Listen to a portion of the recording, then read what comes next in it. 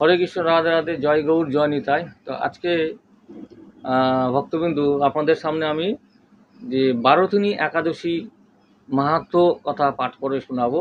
তো বারোতিনী একাদশী আশা করি সকলে যে করেছেন এবং করবেন। তো সেই মাহাত্ম্য তো এর আগের ভিডিওতে আমি বলেছি, এর মাহাত্ম্য অপরিসীম। স্বয়ং মহাদেব যে হচ্ছে করেছিল এই একাদশী আর কি, বারোতিনী একাদশী। এবং এর হচ্ছে যে মাহাত্ম্য কথা প্রচুর। এবং এই একাদশীর দিনে আপনারা যদি কাউকে গীতা দান করতে পারেন খুবই ভালো। এবং এছাড়া সোনা দান, তিল দান, অন্নদান অবশ্যই করা ভালো, এগুলো করবেন।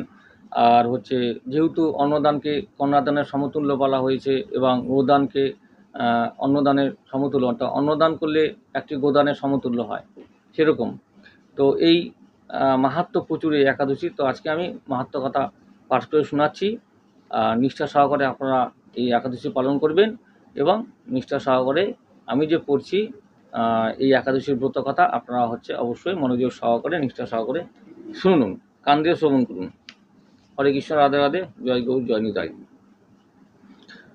তো মধুসূদন মাস বৈশাখ কৃষ্ণ পক্ষিয়া বারোথিনী একাদশী। ভবিষ্যত্তর পুরাণে যুধিষ্ঠির শ্রীকৃষ্ণ সংবাদে বৈশাখ কৃষ্ণ পক্ষিয়া বারোথিনী একাদশী মাহাত্ম্য বর্ণিত আছে। তো একদিন মহারাজ যুধিষ্ঠির শ্রীকৃষ্ণকে প্রশ্ন করলেন, হে কৃষ্ণ, আমি আপনাকে নমস্কার করি।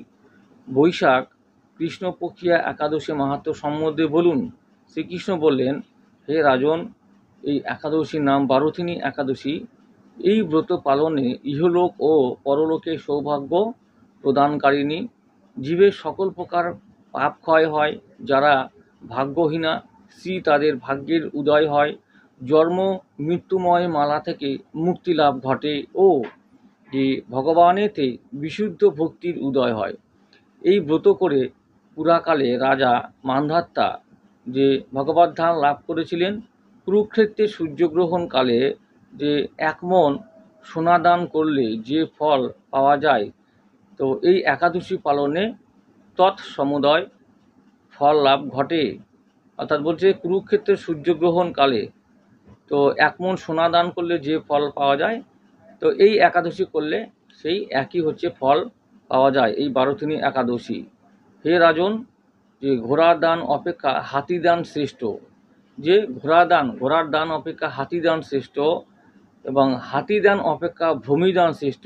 হাতি দানের থেকে আবার ভূমিদান শ্রেষ্ঠ।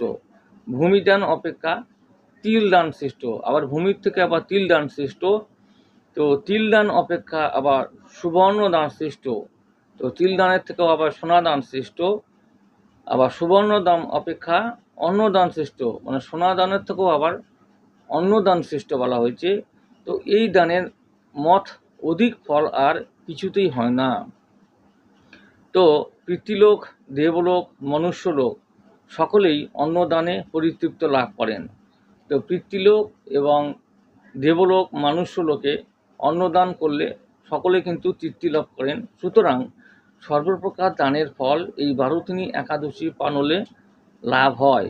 অনেক সময় পাপে মোহিত হয়ে যে কন্যাদান দ্বারায় অনেকে যে জীবিকা নির্বাহ করে, তাদের মহাপ্রলয় পর্যন্ত নরকে বাস করতে হয়। কি বললো যে অনেক সময় পাপে মোহিত হয়ে কন্যাদান দ্বারায় যে অনেকে জীবিকা নির্বাহ করে, পাপে মোহিত হয়ে আছে কিন্তু সেই সময় কন্যা দান করছে কাউকে, তো সেই যে দান করে আবার অনেকে জীবিকা নির্বাহ করে, সেই মহাপ্রলয় পর্যন্ত নরকে তাদের কিন্তু বাস করতে হয়। এই যে একটা বিশ্রী একটা খুব জঘন্যতম একটা কাজ করেছে এখানে। তো সেটা তো সৎ কার্যে করা হয়নি কন্যাদান, কারণ কন্যাদান যদি সে বিবাহ কাজে, অর্থাৎ বিবাহ যদি দিয়ে থাকে কারোর সাথে, ভালো সুপাত্রের সাথে, সবে কিন্তু সেটা কিন্তু পূর্ণ ফল লাভ হবে। কিন্তু সেই কন্যাকে যদি যে অন্য কোনো কাজে ব্যবহার করা হয়, সেই কাজ কিন্তু তাদের কিন্তু নরকে বাস করতে হয়। অর্থাৎ এখানে মহাপ্রলয় পর্যন্ত তাদের কিন্তু নরকে বাস করতে হয়। যে গৃহস্থ যে ধনলাভের বশবর্তী হয়ে নিজ কন্যাকে বিক্রয় করে, সে পরজন্মে বিড়াল হয়ে জন্মে। কি বলছে এখানে, যে বললাম যে গৃহস্থ যে তাদের ধনলাভ, অর্থাৎ আমার এতগুলো টাকা বা এতগুলো সোনা দরকার, তার লোভে যদি পড়ে সে কোনো কন্যাকে কারো কাছে বিক্রি করে দেয় কুমতলবে, তার কিন্তু পরজন্মে কী হবে, বিড়াল হয়ে জন্মায়, বিড়াল হয়ে জন্মায়। এতে এই 12 ব্রত পালনে যে কোনরূপ যে পূর্বকৃত পাপে লিপ্ত থাকলেও সদা মুক্ত হয়, যিনি হরিবাসর তিথিতে রাত্রি জাগরণপূর্বক শ্রদ্ধাযুক্তভাবে ভগবান শ্রীকৃষ্ণের পূজা করেন, তিনি সর্বপাপ হতে মুক্ত হয়ে পরম গতি লাভ করেন। অর্থাৎ এই 12 একাদশী রাত্রিতে রাত্র জাগরণ যদি করে কেউ যদি হরিবাসরে থাকে এবং পূজা অর্চনা করে, হরিবাসরের নাম সংকীর্তনের সঙ্গে যুক্ত থাকে, তবে কিন্তু সে সর্বপাপ থেকে কিন্তু মুক্ত হয়ে যে পরম গতি লাভ করে, অর্থাৎ শ্রীকৃষ্ণের পূজা করলে। তো এই ব্রত কথা শ্রবণ, যে কীর্তন এবং ফলে 1 সহস্র গোদানের ফল লাভ হয়। তো এই ব্রত কথা শ্রবণে এবং কীর্তনে, তো শ্রবণ যদি কেউ করে, কীর্তন করে, এই কীর্তনগুলো যে করা হচ্ছে হরিনাম নাম সংকীর্তন, সেই কীর্তনের যে করলো সেই সহস্র গোদানের কিন্তু ফল লাভ হবে। অর্থাৎ প্রচুর অনেক সহস্র গোদান যে গোদানের যে ফল লাভ হয় সেটি কিন্তু এই একাদশীর রাত্রিতে সেই কীর্তন করলে, হরিবাসরে জেগে থাকলে, নাম সংকীর্তন করলে, কৃষ্ণকে ভক্তি করলে, পুজো করলে সেই কিন্তু সহস্র গোদানের ফললাভ হয়। সকল প্রকার পাপ বিমোচিত হয়, নরক থেকে মুক্ত ও পরম গতি লাভ হয়। তাহলে কি বলছে এখানে, এই 12 একাদশী পালন করলে নিষ্ঠা সহকারে সকল প্রকার যে নরক থেকে মুক্ত ও পরম গতি লাভ হয়, পরম গতি লাভ হয়। এই হচ্ছে 12 একাদশী মাহাত্ম্য কথা। তাহলে দেখেন একটি এই 12 একাদশীর মাহাত্ম্য কতটা বড়।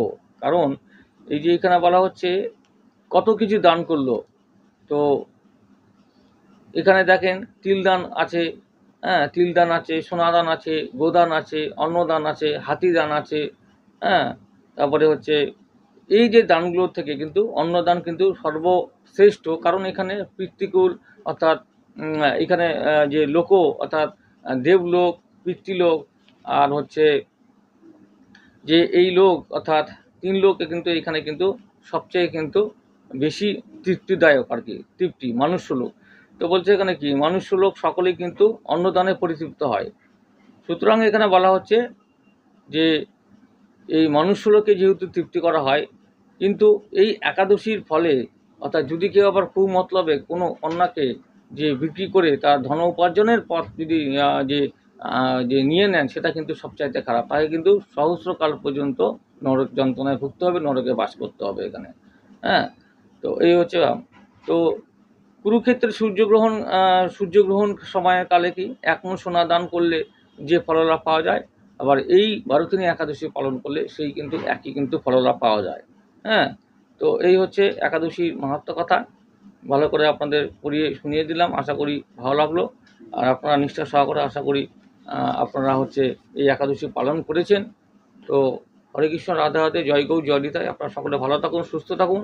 আর এইভাবে হচ্ছে আমার এই চ্যানেলটির সঙ্গে যুক্ত হয়ে থাকুন। যারা এখন সাবস্ক্রাইব করেনি, সাবস্ক্রাইব করে রেখে দিন।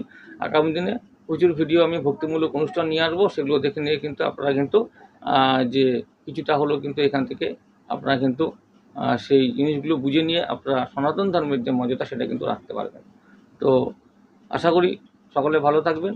আর এই একাদশী ব্রত সকলে নিষ্ঠা সহকারে পালন করুন এবং মাহাত্ম্য কথা যে আমি যে পাঠ করে শোনালাম সেটি আপনারা কান দিয়ে শ্রবণ করুন। হরে কৃষ্ণ, জয় রাধে, জয় গৌর, জয় নিতাই। সকলে ভালো থাকুন, সুস্থ থাকুন।